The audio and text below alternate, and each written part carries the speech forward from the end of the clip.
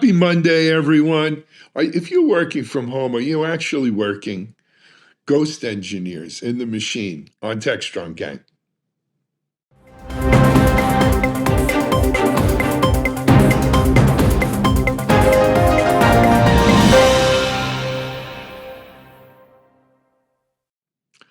Happy Monday, everyone. This is Alan Schimmel for Techstrong, and through the magic of internet time dilation, I am still in Las Vegas.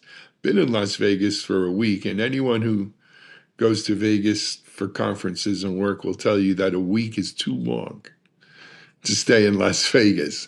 But I'm here, but hopefully by the time you're all watching this, I will be back home and recovering, taking a really, really hot shower to get kind of Vegas off me. But I'm joined here today by a great group of gang members. We'll start off with, he looks like he's home in Alabama. Saw him though over Thanksgiving. Our resident AI professor.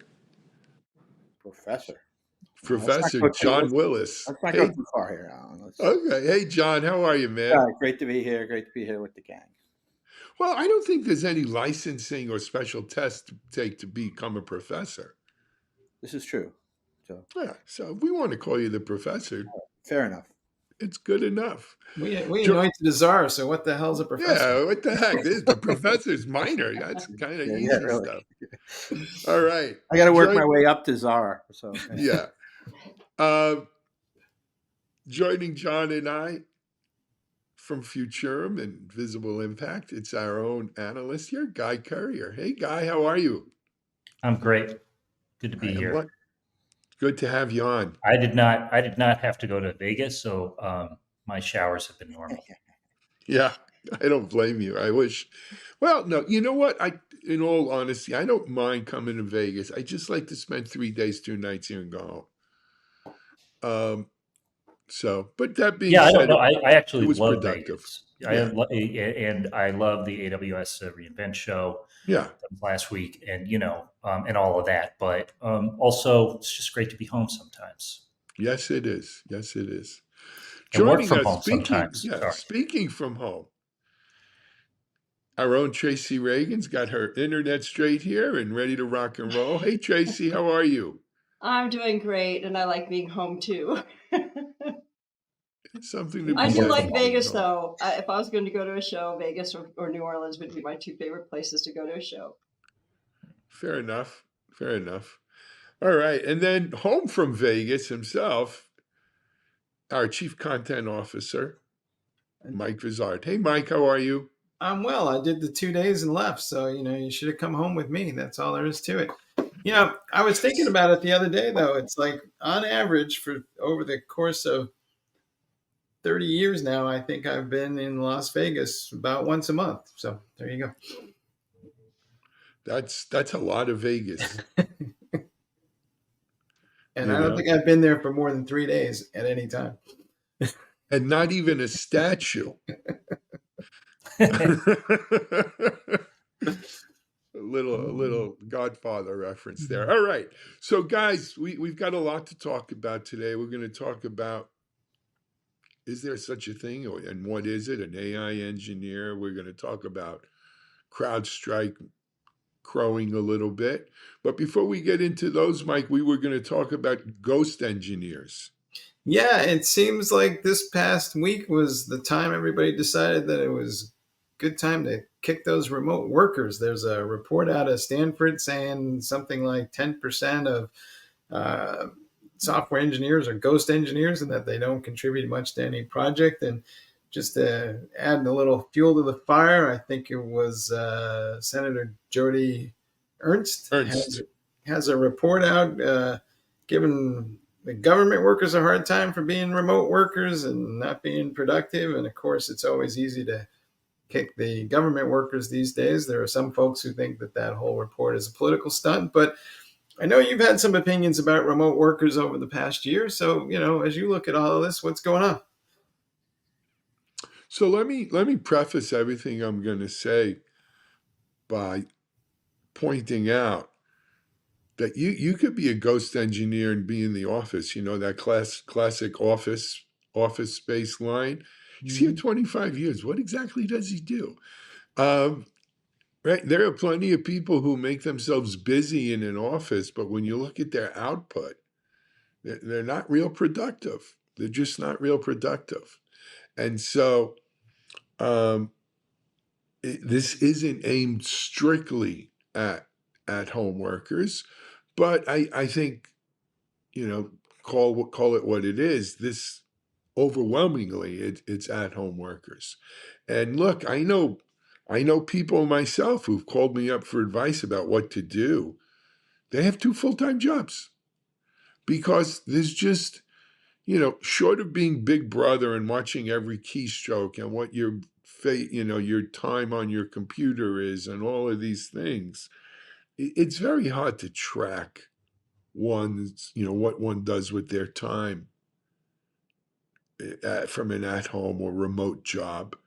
And quite frankly, if you're really good at generating code, even tracking it by amount of code written is not necessarily indicative of how many hours you're working. And one could say, well, if I get enough code written, what do you care whether I work 4 or 8 hours? Well, if you could get that much code written in 4 hours, think about how much you can get done in 8 hours. And as an employer, I'm paying you for 8 hours. I should get my 8 hours of work. I'm not asking you to give me 8.5 or 9, but if it's 8 or 7 or whatever it is, work the day.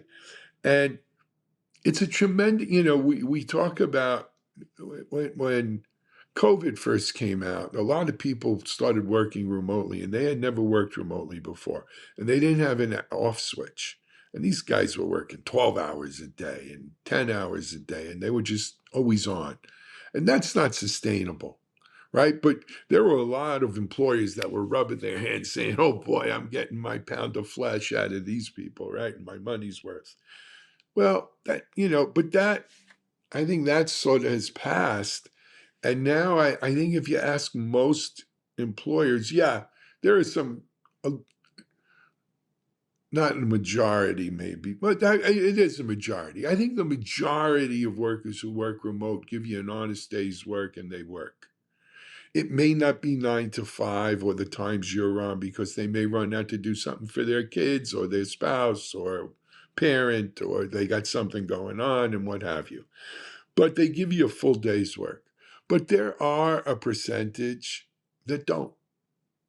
Whether they're working 2 jobs or they just don't work very much during the day, they're just, they're fat on the griddle, on the machine. And, I'm not pointing fingers at government workers. I think for the most part, government workers are actually overworked and underpaid. And I don't want to give any ammunition to Elon Musk and the other dude, I forgot his name, Vivek, whatever, Razamwani. Yeah, coming in, and using that as an excuse to cut government to the bone. So I don't buy that government workers are any better or worse than workers in general on this. But, you know, there's something we need, but certainly we need a better way of saying, hey, if you're going to be remote, how, how do we ensure we're getting the productivity we need? I was thinking I wasn't going to talk on this section, but I guess that never happens. I want to make a couple of quick points. One is, you're right, Alan, that the productivity is not the government. How many of us have been in large organizations? I remember being in a place one time that was designed by Ross Perot so that you actually couldn't find your way around an EDS business, and you literally couldn't find the bathroom from the cubicle you're working on, and that was by design. This design was you'd look out of place if you weren't supposed to be there. Right. But that wasn't the point. So I'd have to follow the windows. And every once in a while, I'd go by somebody in Cube who'd freak out because all they were doing is playing games all day. Right. And they expected nobody because they were in a corner window area that nobody ever passed by. But the real question is, let's not conflate productivity and how we judge productivity of worker with intellectual property, because those are two distinct things in this topic. right? Productivity is productivity. Like your company should be responsible for gauging and I mean, the kind of contracts I've had at like Red Hat and places like that, right? Like it's very clear what your goals and specifics are, and then it's really clear about IP and confidential information. So I think the real question then is if you're going to have 10 jobs, you got to figure out how to get your productivity. You got to figure out what's in your contract, and if the company isn't providing a very concise contract on what your contracts are, and then more importantly, your liability as a young person who thinks they can do this like 10 job stuff, and the minute your name gets attached to something that pops up as an IP right problem, all hell's going to break loose.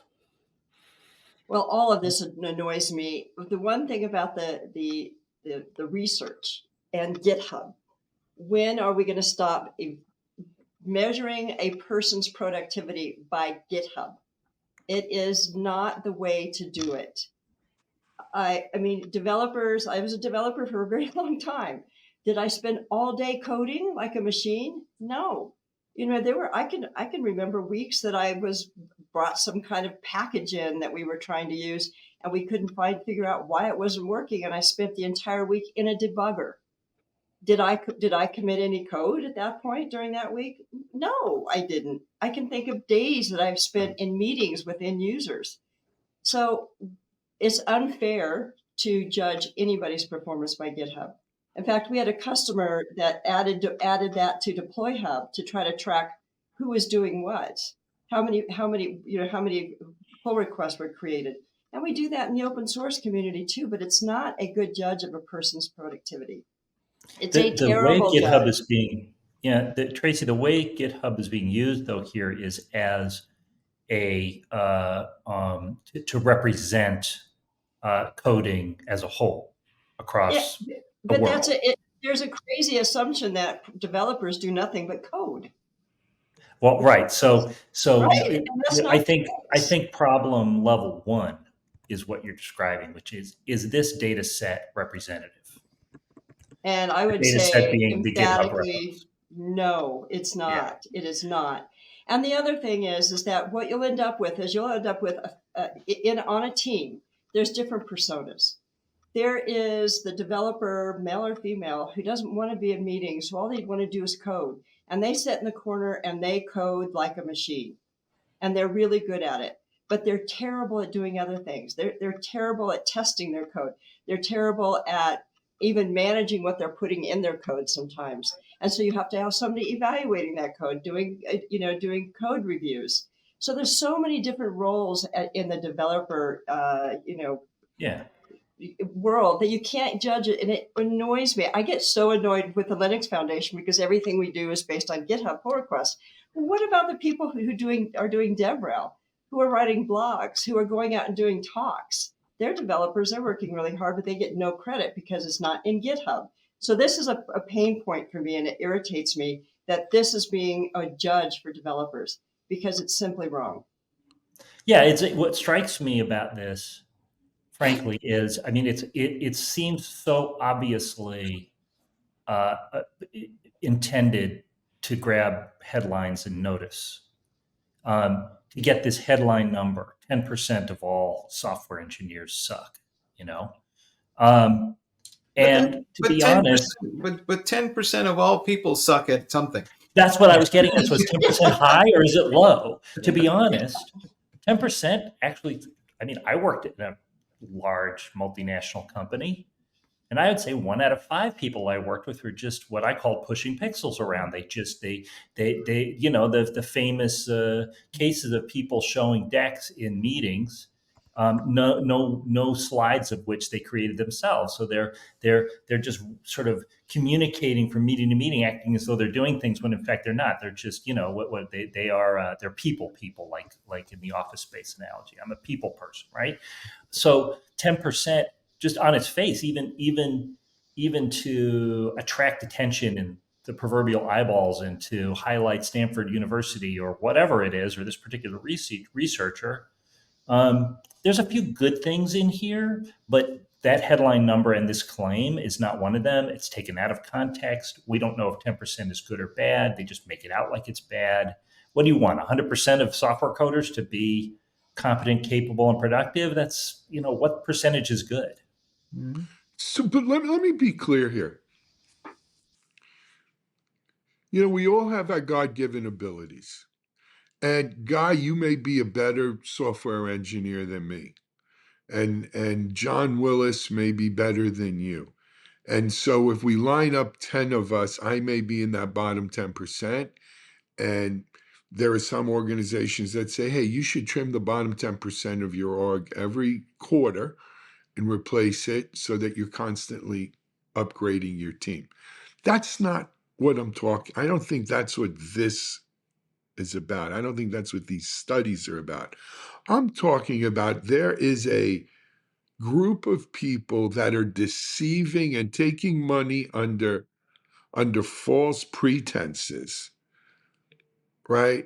Taking a full-time job when they already have a full-time job, saying that they're working full-time when in fact they are not working full-time. They actually spend 3 to 4 hours a day at most working, and that's deceitful, and that's stealing.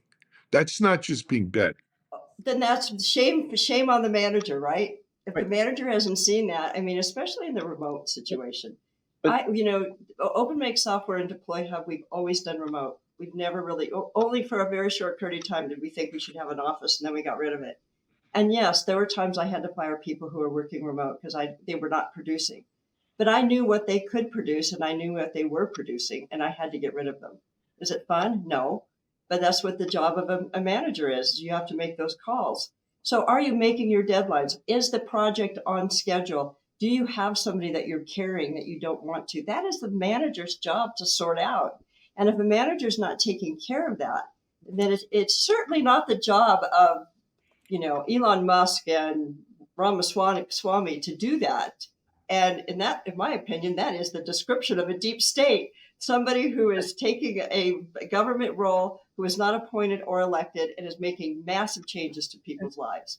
That is deep state. And I just wanted to John? why I started off with, I think, the conflation. So this whole conversation conflates productivity and intellectual property.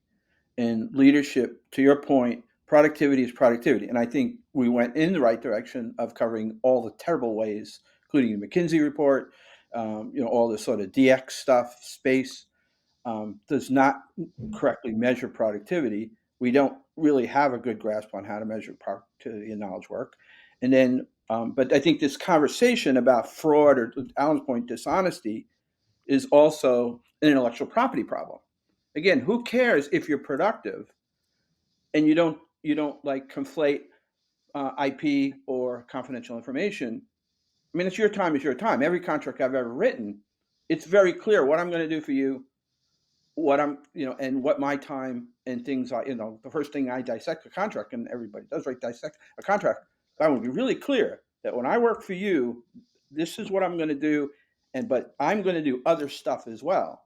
And you don't know. But that's a contractor. That's not a full-time employee. No, every employee has a contract. It just, Yes. it's the question. And so when I have an employee with it, so this is something my kids would my tell son me. signed your contract. I reviewed it. Yeah, no, I get it. But my kids would say, look, if I do the amount of work you expect me to do and it only takes me 3 hours instead of 7 hours, what difference does it make? You should be happy I do it in 3, and this way I have time to do other things. But as an employer, I will tell you, hey man, I'm paying you for 7 hours. And if you finish that in 3 hours, again, shame on the manager for not giving you enough work, but I'm entitled to my 7 hours. Mm-hmm. Yeah, Now, that's am how I- I feel. That's how, as an employer, that's how I feel about it. Yeah. I think the challenge is definitely on the managers, and there's a lot of managers who don't know how to manage a distributed workforce. They prefer to have everybody locally because it's easier for them to manage by walking around and kind of see what's going on, and they have a better feel for it. But the fact of the matter And if that's how they're managing, then they are not doing their job, because they will make Somebody who's really good at not doing work will make friends with that manager and get away with murder. And that happens. It happens all the time. This is true. And the trade-off for that is, look, the best talent isn't always going to be within a 2-hour drive of your office. So, you're limiting your pool. So at the end of the day, you've got to kind of figure out as a manager how to make all this stuff work and, make sure everybody's putting in the full hours. But this is called the modern world we live in. And if you can't cope with look, it, I'll tell you as an employer, right? And I've been an employer for many years. There's a balance because people are people. John has to take his wife to a doctor, God forbid, or something's going on, especially when people are working remote, right? I'm meeting my girlfriend for lunch. I'm doing my laundry. I'm doing my laundry, right? And you could be like, oh, you shouldn't be doing your laundry on company time. Bullshit. That's not the way the world works today, right? But I think I've developed, and Mike, you and I have worked together a long time. Mm-hmm. I've developed a sense of who actually works full time and who, frankly, doesn't. And I usually look to move those people out because I just don't feel like we're getting an honest day's work out of them. But here's what I'd like to ask John and Tracy, because I think it's what I would like the audience to understand, which is a deeper question, which is why software engineering and app dev has been so obsessed for so long with productivity. And I kind of mean obsessed. It's a constant topic. And all these kinds of metrics and measurements, lines of code is one of them. This particular study provided some qualitative measurements. Okay. What is it that creates this obsession? Because I don't really see it in other branches of engineering or for other job functions. Yeah, I mean, because it's bits and bytes. It's knowledge work, right? It's the industrial engineering, industrial economy work versus knowledge economy work, right? Like it is very hard to measure productivity in economy work, right? To have quantitative metrics. And again, I just pinged Tracy on chat. I just saw it, like things like SpaceX from GitHub. They're terrible. They don't equate to the bottom line. So yeah, I mean, I think I think like Nathan Harvey over GitHub, who's inherited Dora, and like every time I rant on Dora, Nathan will grab me, and rightfully so, say, John, we use these metrics to start conversations at Google. And I'm like, yep, you win, I lose. So I think we're just, I think we have to be better at understanding why we use quantitative. We don't use enough qualitative. And I'll say one last thing to Alan's point too, is that like the world is changing, right? I mean, a gig economy, it is going to be more transactional. You're going to find more workforce, people you're going to hire that literally, this is what you're going to want me to do, even as an employer. I mean, workforce automation companies are gearing up heavily for gig economy workers, and gig economy workers are going to be transactional. So like, this is what I got you to do, I'm going to do. And if I sort of do it, I'm going to get paid for it. And the relationship is going to change from our traditional, what are you doing now? And not you, I know, I've worked for you. You're not like that at all. But like that whole, what are you doing now? Well, where is Susie on Wednesday? Like, who cares? Right. So anyway, I'd like to hear Tracy. So John, to that point though, that's project oriented, right? If I hire you to do a project and I say this project's going to get done you're by going to be X forced date, to hire people in the future. well, and maybe that's the thing to do. If you hire remote people, they're project oriented rather than just. Mm-hmm. I think they're just going to be transaction oriented, and I think that's going to be the norm.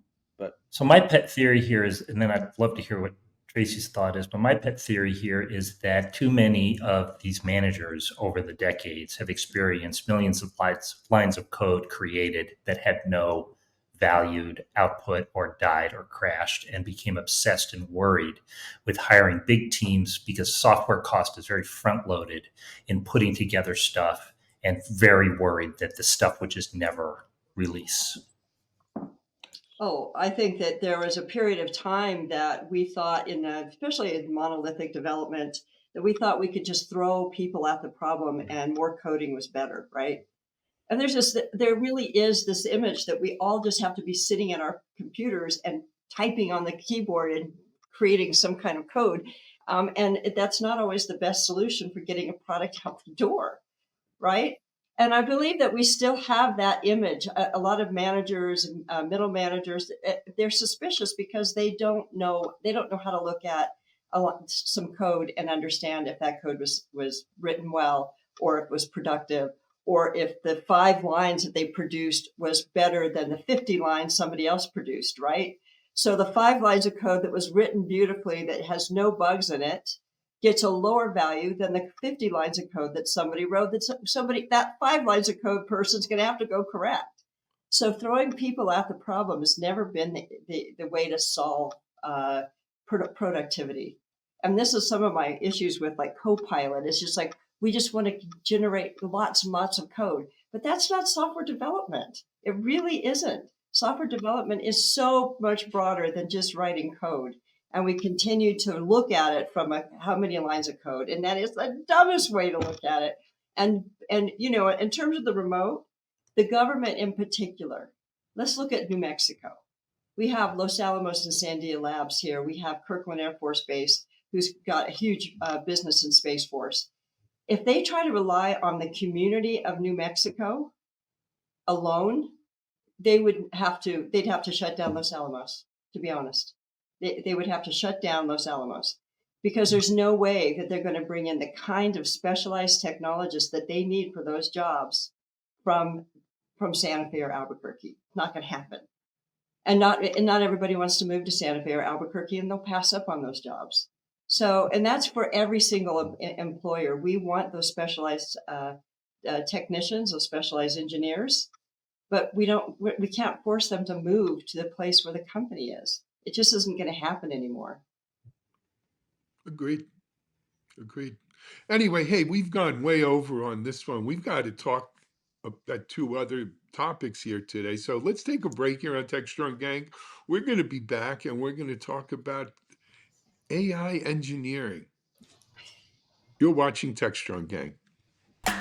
Modernize your business to fuel innovation and elevate customer experiences. With the Builder Community Hub, AWS and its partner network provide essential tools for transforming applications and infrastructure to fully leverage the cloud. Discover free trials, in-depth demos, and essential resources to empower DevOps engineers and developers to deliver value faster and more reliably. Visit the Builder Community Hub to learn more. Hey everybody, we're back, and as Alan was saying, we're going to have a little chat about, well, what does it mean to be an AI engineer? We have an article about that up on techstrong.ai. We ask you all to go check that out. But John, I'm scratching my head these days, and here's my dilemma.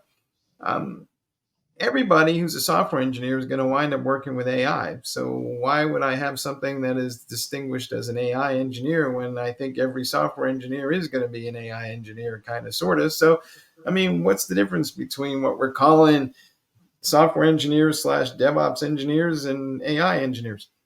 So first off, let's say this is why I have no hair. I've been scratching my head my whole career. But anyway, no, I think this is really interesting. And I read that article, and I think he did a really good job. I guess it's Avtar Surathan.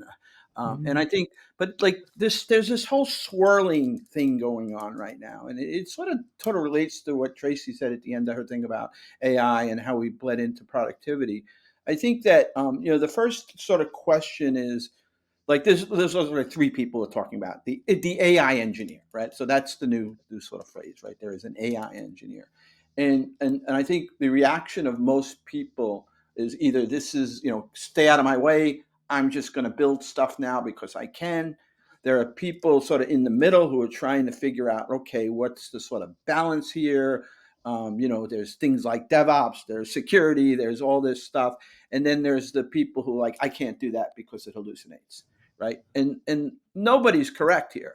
And so that article, one of the things it talked about is that it added some like glass half full, I believe, because, okay, we can go fast. And one of the side effects is that we can be more opinionated, possibly, about how we deliver stuff. And he calls it, the complex or condensing or collapsing the stack. And that's interesting. The collapsing the stack, I think, is, we don't go all the way to no code, but we go to like, okay, do I really, like Andrew Clay Schaefer always says, let's make the right thing the easy thing, or the easy thing the right thing. I can never remember which one he starts with. But like, I think we have this opportunity to reduce technical debt. Platform engineering is clearly, as I see people migrate from Jupyter notebooks to platforms, that's happening. And I think so we get some productivity gains, but we still have this bigger question of like, okay, we're going fast. We're getting people to consolidate maybe on languages and stacks, because now they're less concerned about, should I use Java? Should I use Stream? Should I use, what front end, what back end? Like the whole idea of having an organizational structure of like back end people being in Minnesota and front end people being in Dallas, right? That's gone, right? We're no longer that nonsense. All right, so that's one thing. And Patrick Dubois has a great presentation he recently did for this AI DevCon, and how AI is changing products. And he makes this really interesting point that I think everybody's missing. The productivity, the tools in the productivity and the evolution of like things like Copilot and Cursor and Aider and all these tools now that clearly make it easier to write code, easier to write tests. But he pointed out loud, there's we're starting to see this evolution of these tools, like saying, allowing to pull in the doc, the requirements.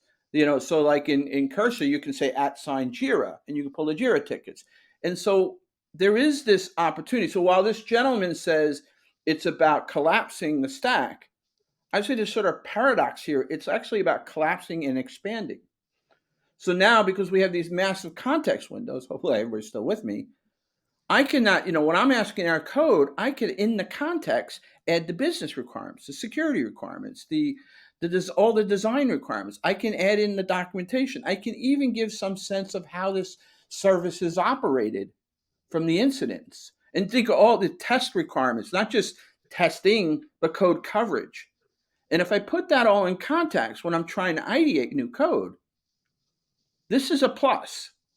I mean, it doesn't solve this stuff just generates code willy-nilly, but the glass gets a little more than half full, because all the things we've been terrible at, the non-functional requirements, the things like that, we sort of like DevOps has been screaming that you need to do. Now to Andrews, we make the right thing the easy thing. And what is the right thing? There's a collapsing of the stack, reduces technical debt, and we're building in sort of an invitation, or even the tools recommended. Hey, have you pulled in the doc? Have you pulled in the requirements? And again, I know what Tracy's going to say next, but I don't say that solves the problem. That isn't like check mark done.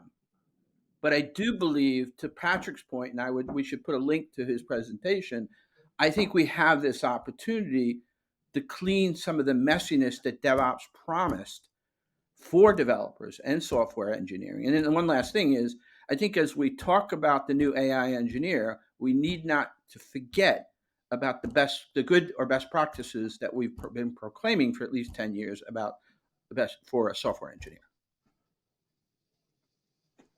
Well, I think the interesting part of that article, what caught my attention most, was this idea that we as developers, and maybe an AI developer has to be better at it, as being more customer centric. Really writing software with the customer in mind. If an AI developer is better at that, I'm so happy, because as a software developer myself, I think I suck at it. I get caught up in the tech and I forget about who I'm writing it for. So yes, let's be more customer centric, and maybe AI developers need to be, because in that article we talked a little bit about whose responsibility was it if AI goes wrong, right? Where's the lawsuit? Oh, it was asked, if your Tesla you're driving autonomously gets a ticket, whose responsibility is it? Is it Elon Musk's responsibility? Is it Tesla's corporation responsibility? Whose responsibility is it? So AI will make us be more customer centric. Huh? To a certain I mean- extent, that question's been answered, right? If you get a red light ticket, from one of those remote cameras, the owner of the vehicle is responsible because the camera can't necessarily tell who's driving or know who's driving. But you, as the owner of the vehicle, are responsible, and you get the ticket. But that's a false flag argument. So wait, John. Yeah. Are I just want to say something, Mike, real quick. Is that the idea that like AI software is going to create new liabilities? Software creates liabilities. I mean, the Air Canada, the one he quotes in the article, that actually, my guess based on some forensic, it happened 2 years. If they were using GPT-2 at Air Canada, I don't think that was. In other words, that was basically code that looked like a co-pilot. I don't think that was AI based. And so the point was that was software. So her argument about AI causing this crazy thing that's going to destroy the world because it's going to create new liabilities, software has been Knight Capital. Knight Capital, somebody missed a comma, and basically a company lost like $400 million in 45 minutes and was second largest high frequency trading algor on NASDAQ, was out of business in a day. Right. And there was no AI involved in that. So I think we got to be really careful. Will it create more opportunities for liability? Absolutely. But software by itself creates liabilities. all right. I thought that Tracy. Wait. We're running time on short here, and I got to get this one in. John, we spent most of this week with Amazon, and there was AI all the time. And as we look at this condensed stack, are any of the vendors getting better at providing that, or is it just a mishigash of APIs and hope for the best? There's a great article, and I'll send it to you. I was going to send it to you. It's basically a whole discussion about model wars and predictivity of the model wars and the marketing involved, and even like is OpenAI going to have to rename GPT because the next version won't be generalized pre-trained transformers, right? And then how everybody's staging the delivery of their models. So part of everything with Nova is a lot of marketing, and I'm saying the technology isn't solid, but like everybody's like this idea that we're faster and better today, like blink tomorrow, it doesn't matter. Because right now Google's like, if you read this article, Google's already like trying to figure out like when's the best time, because last time it didn't work out well.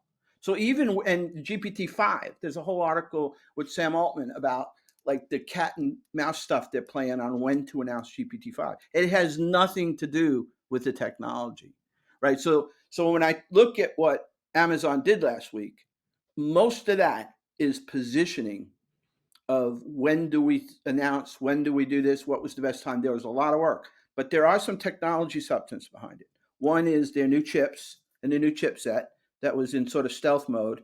The Tranium, which tells you a little bit. Yeah, right. So that's I think that's fascinating. Their guardrail stuff, and I know, like, I think the interesting thing that me and Joseph Anak's a sort of a Techstrong part of our Techstrong, what we call the hackathon we did. He's pointed out recently in an article about one of the biggest things he liked is this FOL, this following logic. It's like predicate based stuff, and so it's interesting that their guardrails might be better than the other, like the Vertex. I don't know, because they've got like again this FOL stuff is really, really interesting for RAG validation. So I think, to me, the models are just noise. Yes, great. Bedrock, I don't think has gotten any better. All right, they got models that are competing. Great. They're still confusing everybody with their relationship with Claude. But the real interesting thing is the sort of the stealth chip stuff and this FOL stuff. Let me step back here a second, though. John, Tracy, Guy, everything you're saying, I'll give you a given.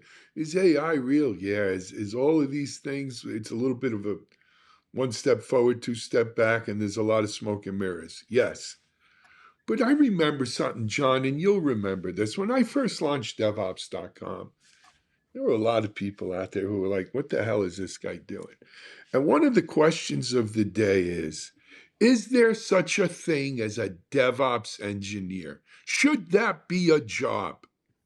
DevOps engineer. And people like Patrick, John, and Andrew, and yourself, and Damon, you guys were weighing in. And it's too long ago for me to remember, but some of you said, yes, there is such a thing as a DevOps engineer. And a lot of people said, bull crap, there's no such thing as a DevOps engineer. And why are all these people advertising for DevOps engineers? This is the same question to me 10 or 11 years later. Should we start seeing jobs for people called AI engineers? I think it's And wrong. I'm asking you, John Willis. Yeah, no, I think I was totally against, because the silo effect, the whole idea of DevOps was unite, the sort of the graphic as the developer and the operations having a wall in front of it, another Andrew Clichéism. And like by calling it a DevOps group or a DevOps team or a DevOps engineer, it sort of defeated the whole purpose of what we were trying to do, is create collaboration. And I think an AI engineer, and like it worked. Like it got everybody thinking about this. Patrick is writing articles about how he's going to start figuring out productivity, which he's doing some, God's work there.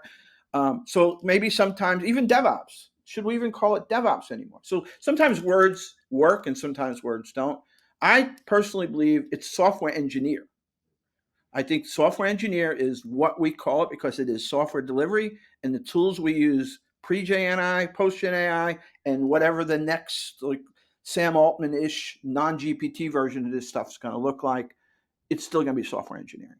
Well, a front-end developer and a back-end developer are both software engineers.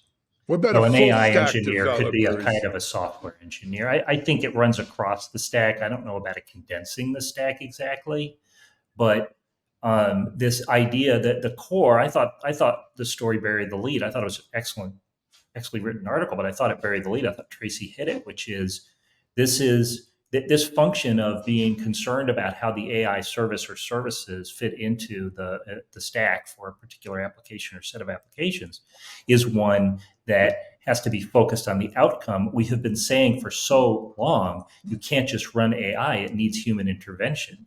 Needs human review, and your user is your ultimate human reviewer. So if there is such a thing as a function of being concerned about AI, whatever you label it within the application, that is the right focus. What's the outcome? But he missed the point in that it isn't about collapsing or condensing. It's about condensing. It's a paradox. The expansion is, how do we use AI to include the other things like GRC, like requirements, like those things? And I think that's where he missed the point, is that, at the end of the day, how do you get, like, it's easy to ask a developer to say, I need customer success, or like, yeah, that's as easy as the developer productivity to figure out. Like, if you have the magic bullet for that one, you're a trillionaire. The real answer behind that, where he missed the boat, in my opinion, is the way to get customer success. What is that? That's quality. Where do you get quality? You get it from like your governance requirements, your GRC, your security, your performance.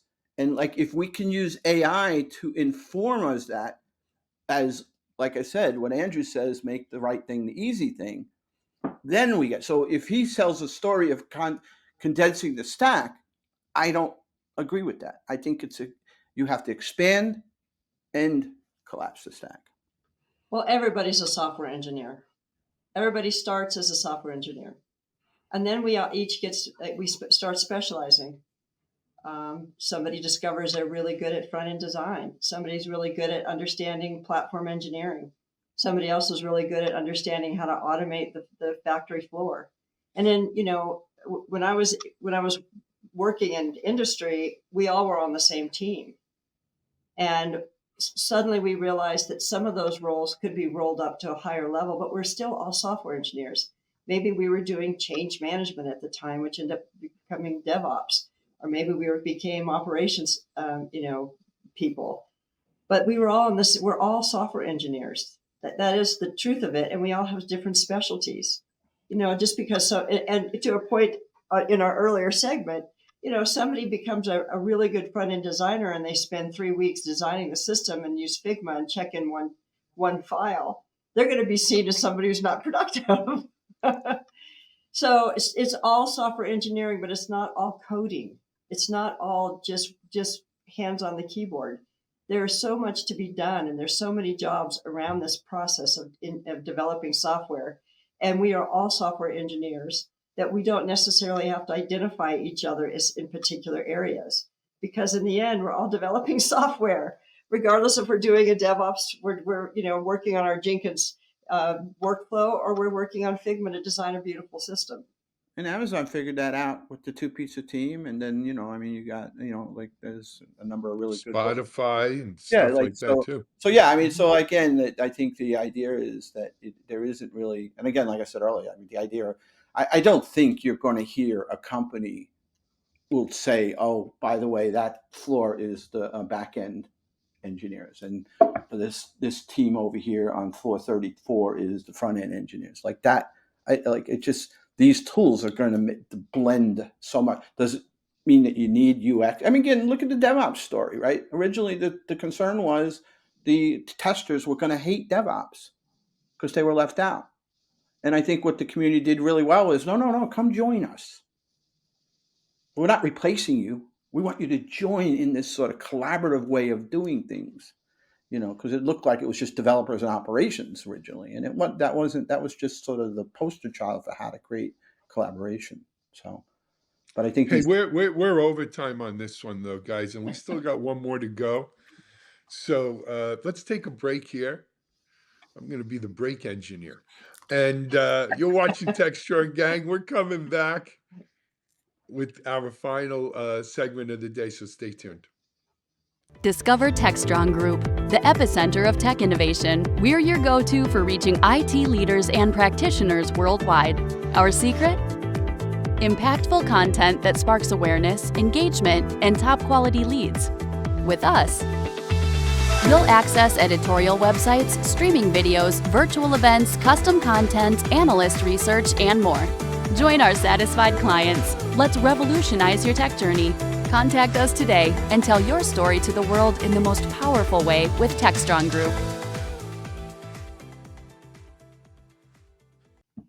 All right, folks, we're back, and as promised, we're going to talk about CrowdStrike, which is a bit of a follow-up on a conversation we've had multiple times now, but CrowdStrike has revealed that it has retained 97% of its customers in the wake of that infamous outage. And Guy, I'd love to get your thoughts on this, because a lot of us were saying at the time, people are going to flee and maybe not so much. And why did they stay? Well, I think that's a good result for CrowdStrike. We'll start with that. It's defensively good. 97%, their typical retention is, I guess, 97.5.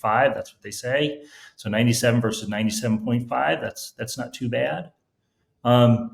It was interesting that they positioned an ultimately 12% loss in market cap as a good result. I think most people would prefer not to lose any market cap. It was down by 24% and then rebounded. So that's kind of bad. With their market cap, that's something like $9 billion in value lost. That can't be good. But what really, when I dug down into the release and what they were talking about, they may have retained customers, but they clearly lost in terms of renewals. They clearly lost in terms of a certain amount of position with their existing customers.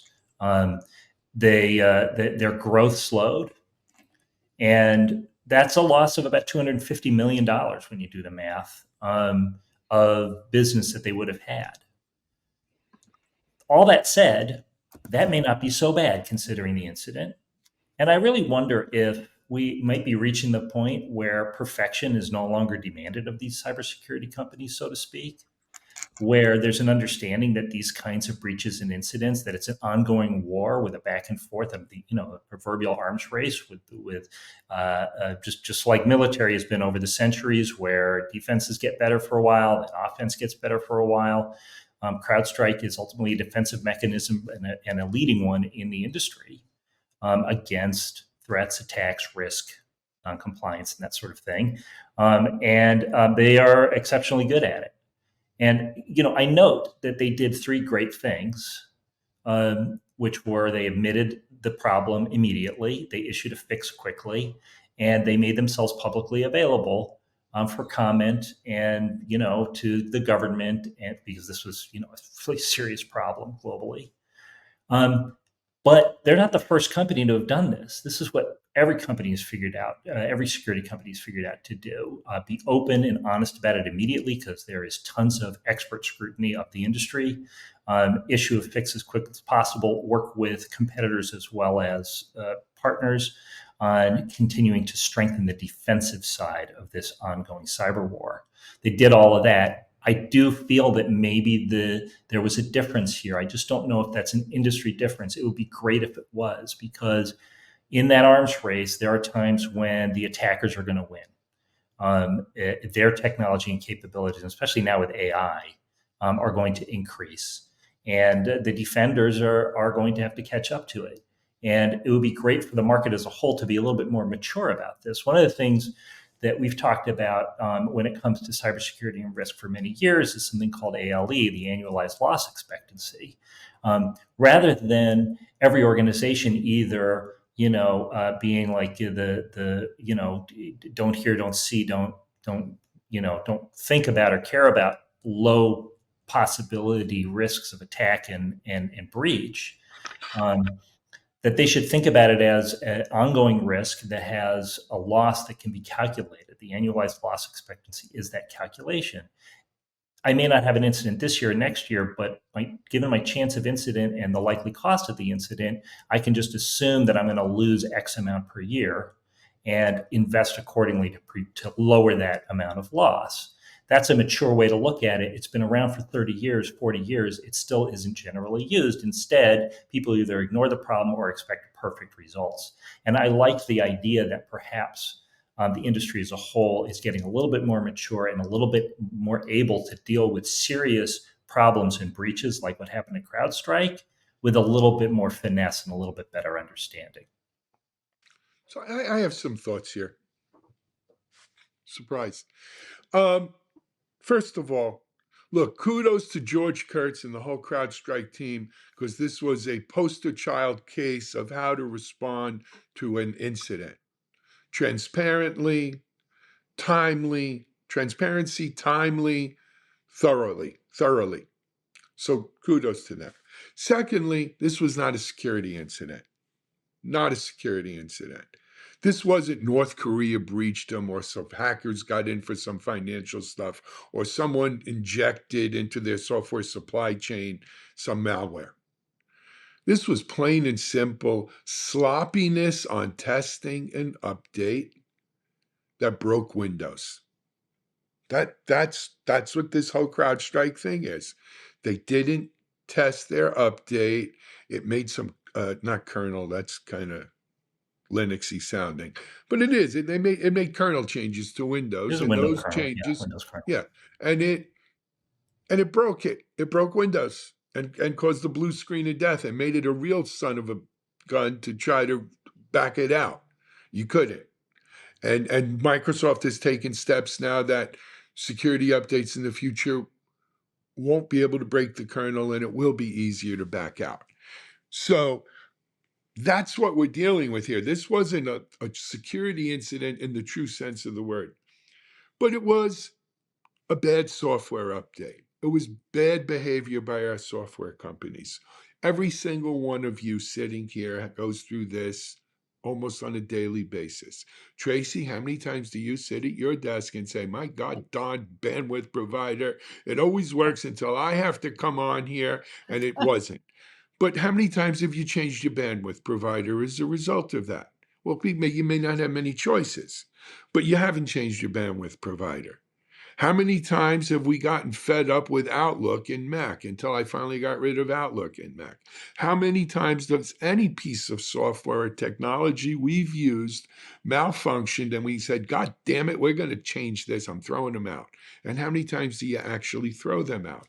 I'll put forth the proposition that 97% of the time you don't throw them out, and hence the CrowdStrike, 97% retention here. As long as they don't do it again or too often, it'll stay that way. But Alan, how is there? Go ahead, Tracy. I was going to say, I think that CrowdStrike, I was the one that said, hey, CrowdStrike's going to be fine. Remember when we first taught it? Everybody has some sympathy that as a software developer, what they went through. I felt really bad for them. But I do believe that CrowdStrike should be looking at their model in a bit here, because they probably shouldn't have the kind of access that they're asking for to these large companies. It's not, it's probably an area that they need to review. Again, who's responsible for that release, right? Did CrowdStrike follow that company's release process, and do they have somebody working for CrowdStrike that is supporting just that company? Is it a consultant in a box? If it's a consultant in a box, you probably are going to have more issues like this, and CrowdStrike will be blamed. I still don't believe CrowdStrike was totally to blame for that process, because if they followed the release process of the customer, then the customer has some responsibility as well. So I really think if I was sitting on the CrowdStrike board right now, I would be asking, are we going to continue having that kind of access to these enterprise production environments? But it Because it's not a wasn't good to an idea. individual. But Tracy, it wasn't to an individual customer. It was across the entire board. I It was know. an And so they have update to all of that Windows. access is a bad idea. No, and so does every other app that updates Windows. That's Yeah, I thought he part was of referring to Windows Microsoft Update. as yeah. That's Yeah, a Microsoft issue. yeah, it's a helpful correction to identify for this particular story where the source of risk was, which was not an attack, and I probably shouldn't have used the attack and defense words, but it is still the same fundamental issue. Maybe attack is the wrong approach, but the same fundamental of risk and defense against risk of using these complex stacks to bring that word back. And the risk may be external from malevolent actors. It may also be internal because of the complexity of the software development and integration process. Either way, it comes down to the same basic point, which I mean, I kind of likened it in my mind to when we started using cell phones a whole lot and dropped calls were a lot more common. We were so used to plain old telephone systems where you always essentially got a dial tone. And then now there were times when you didn't. And the trade-off that you made was that now you could walk around with the phone, but the trade-off was that maybe the phone wouldn't work. And that was no, you would walk around saying, "Can you hear me now? Can you hear me now? Yeah, yeah. And so it's gotten better, How but many it's sort of people the same dropped thing. Verizon because yeah, of but that? it's sort of the same scenario now where people maybe have the expectation that their Windows system is going to boot properly and all that, or update properly and all that sort of thing, but it doesn't. And it may not be an external risk, it may be an internal risk. Nonetheless, it behooves everybody to think about this and to keep it in their plans individually, that the things may just not work, including Tracy's bandwidth, at times. John, Mike, you guys haven't weighed in here. Well, so I think that the points about the customers and the losses and those types of things, the glass is half full, right? It could have been a lot worse. I think that, they did okay. And maybe they were prepared for things being a lot worse. And they're celebrating the fact that it just wasn't quite as bad as they thought it was going to be. And maybe, I don't know, if we get past this whole issue about how the Windows kernel gets updated, and I think Microsoft is trying to fix that, they might actually get new customers in the future. So I'm not quite, I'm just, they're in the game.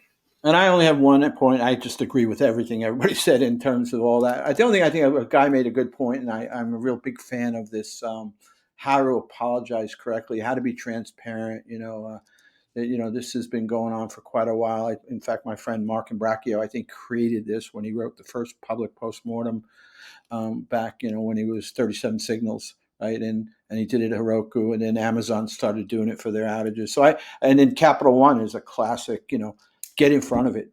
Don't go argue. Don't sort of defend yourself. Just be transparent, explain it. And I think that has a lot to do with, why it's, to Alan's point, you're probably not going to drop them. Capital One, I talked to people there and they said, we wanted this off of the front of Wall Street Journal. We wanted this off of that paper as quick as possible. And the quickest way to do it was take the hit even though it was actually Amazon's. It was their metadata server. But anyway, long story short, I think Yeah, that's true. I'm laughing because I worked for a publisher one time, and she had this whole skit in her mind where she would say, "I always apologize to the customer. I apologize that they feel that way. I'm not apologizing for what we did. I'm just apologizing for the fact that they feel that way." Absolutely. On that note, let's we're at the top of the hour, man. This was an hour long, 45-minute show today. So Guy, John, Tracy, thank you all for joining Mike and I here on The Gang. We'll be back tomorrow, and hopefully I will be back in Boca doing this for tomorrow's show. But until then, this is Alan Schimmel on behalf of Techstrong and the Techstrong Gang. We've got a full day of Techstrong TV following this, and we will have our Techstrong TV coverage from reInvent replaying next week, or this week, excuse me, for you to watch as well. So have a great day, everyone. We're out.